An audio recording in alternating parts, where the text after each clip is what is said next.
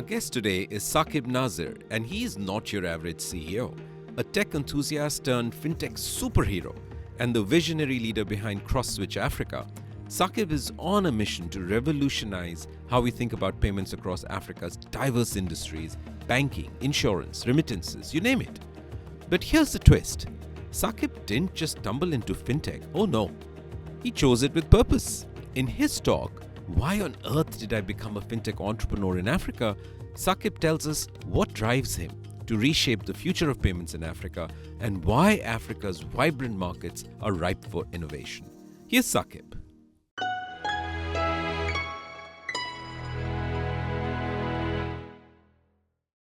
So why on earth did I become a fintech entrepreneur? I'm sure when everyone hears fintech entrepreneur, it sounds so glamorous. You all hear the ching-ching of money, flying around of IPOs and fundraising, millions of dollars coming in and going out, Silicon Valley, rags to riches, the good life, meeting all the famous people. And that's what I also thought. So that's what I thought I was getting into. My name is Saqib. I was born in Pakistan. I moved to Ghana when I was 6 in 1979. I'm still here. My wife and my son are somewhere in the crowd also. They can raise their hands. And I've been in business all my life. Ever since I graduated from university, I've been an entrepreneur, first in system integration, then in telecoms, and then in 2014, when Momo was really taking off, I also became a fintech entrepreneur.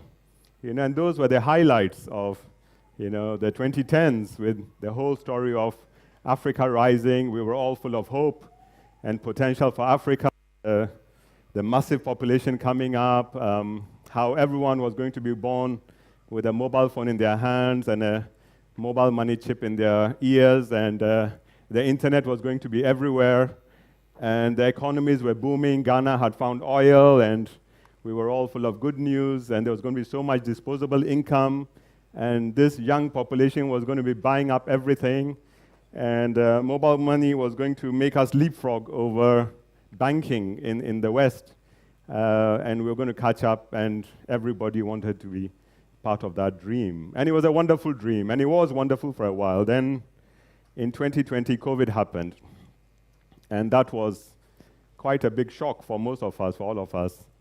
So in the middle of lockdown, I was sitting there, and I was struck with what for me was a life-changing thought, that how many families that evening had the luxury of a meal on their tables, knowing how 80% of our workforce is informal. 80% of our workforce work for themselves and earn money day by day. How many taxi drivers made money that day, or market women, or the sellers on the street, or the mechanics, or the hairdressers? If you can't work, how are you earning? And if you're not earning, how are you surviving? And that led me to think, how many people had any emergency savings? Even people who are better off, well off, even myself, how much do I keep in emergency savings, and how long would it last?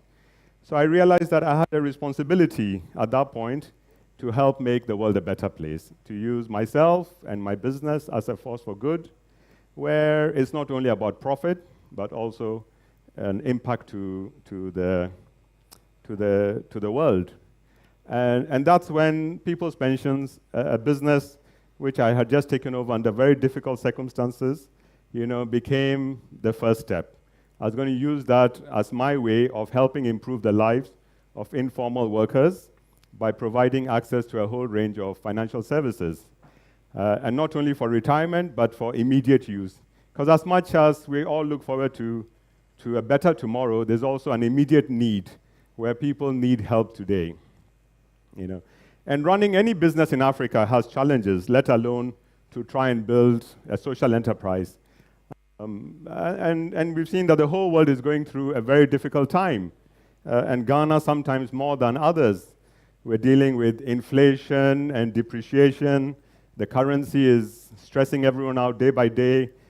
We've gone through a debt restructure. We've had an IMF bailout. We've had taxes and many other factors. And I feel caught sometimes in battles all around. I'm battling with shareholders. I'm battling with investors.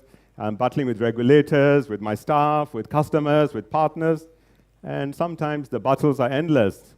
And I feel so alone, and I ask myself, why on earth did I become a fintech entrepreneur? You know? And why didn't I just get a job like everyone else and get a nice monthly salary and not stress about tomorrow? But then, you know, although there are these challenges, I do it every day. I look at my life and I see that it's been an amazing journey with some amazing successes. I've made enough money to keep me going and investing in other companies. I've learned so much. You know, I've made incredible friends and connections and built companies which are solving some real third world problems. And I'm satisfied in myself that I'm not only creating value, I'm taking care of my employees, but I'm also helping take care of this whole informal economy. And that's why, my dear friends, I am a fintech entrepreneur in Africa, and I would like to share some of the lessons that I've learned along the way. You know, the first thing I learned is that it takes a lifetime of hard work to become an overnight success. You know, there is no immediate success. There's no overnight success. There's no Hollywood movie and no book that tells you, you know, you're going to make it today and tomorrow. It takes 25 years. I've been working 25 years, and only now did I get invited to this founder circle. You know, yeah. And it takes a lifetime to learn the lessons of business, to learn what's a real concept, what's a real viable business. You know, to build a good, solid team, a powerful network. You know, and slowly to make profit and to figure your pace out in life. You know, so if you're ready for a lifetime, you need both patience and perseverance. You know, perseverance and patience work hand in hand. Perseverance is keep going despite obstacles and setbacks. You know, patience, you know, I'm going to wait for things to happen around me, but perseverance is to figure out how you're going to overcome those hurdles, and there will be many hurdles, you know, and things take their own time, and patience is waiting with grace, you know, and knowing that everything takes time, especially in our part of the world, where, you know, I always say that in Africa, we control time. We decide when things are going to happen. We don't accept schedules and timetables, and we decide when we want to take things happen. You know, so the last thing also is to dream big, but to take baby steps, right? I have a big dream, but I'm just not waiting for the big dream to happen. You know, if I wait for all the resources I need to make the big dream happen, I will never have those resources. But I can take one step. So I will take that one step today. Every journey starts with one step. I'm taking that one step, figuring out how to take the next step, keeping my eye on the big dream, having faith in God that things will happen. Yes, it's a big risk, but that's the way I've made it. So the journey will go through many twists and turns, but I take it one step at a time, and I try to stay true to my intentions and my morals to try and do the right thing. There will be many quick wins and many get-rich-quick schemes along the way. I try and stay away from them, you know, and focus on the ambition of the business. So join me, become a fintech entrepreneur in Africa, or any other kind of entrepreneur in Africa or any other part of the world, because the world does need us. There are not many jobs out there. It's up to us as entrepreneurs to try and create jobs, value for ourselves, for others. Let's work together. Let's support each other. Let's build our own little ecosystem. We can't do it by ourselves. We need help from each other. Everyone brings something to the table. Let's make value for ourselves. Let's make the world a better place. Use ourselves and our businesses as forces for good. It won't be easy, but it will be a great ride. Thank you.